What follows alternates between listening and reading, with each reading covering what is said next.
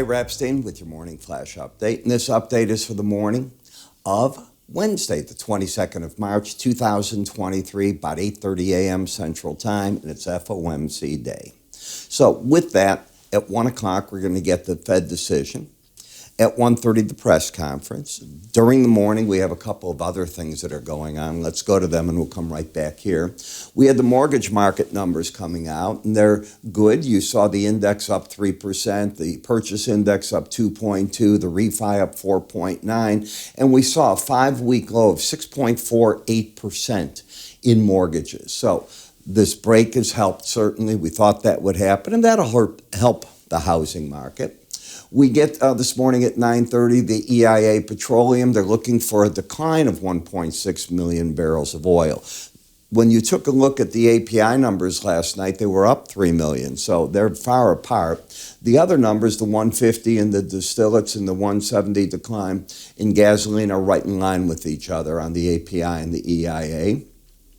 We then get over to the next part of this. Treasury Secretary Yellen appears before a Senate committee hearing this morning, and then tomorrow before the House Appropriations. And on Thursday, we get that's tomorrow, the Bank of England, and we're going to get the Swiss National Bank decisions. I happen to think, and looking today when the Bank of England numbers came out, and they came out with their core inflation and their headline, way bigger than the markets thought.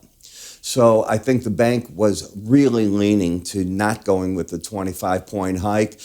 These numbers, I think, upset the apple cart, and I think they don't have much of a choice in doing so. Energies are finding stability. I'm certainly hoping our president and his team, as we drop down under $67 this week on WTI, bought a substantial amount of oil as they said they would. I don't want them to be commodity players or traders. Do what you said. Natural gas, this is the bad time of the year. You don't need it for heat as much as you think. You don't need it for air conditioning, so you don't go anywhere. Bitcoin tried to break this morning, got bid up pretty good going into the FOMC meeting. At least so far it's doing that. Bonds and notes, I wouldn't expect much one way or the other. They tried to break the corn market, and I'm surprised it's come back. That's all happened in the last 15 minutes. So I was watching the market. I was surprised that it came back that strong. In the dollar, down a little bit. You're getting a bid into the gold because traders are trying to figure out what to do.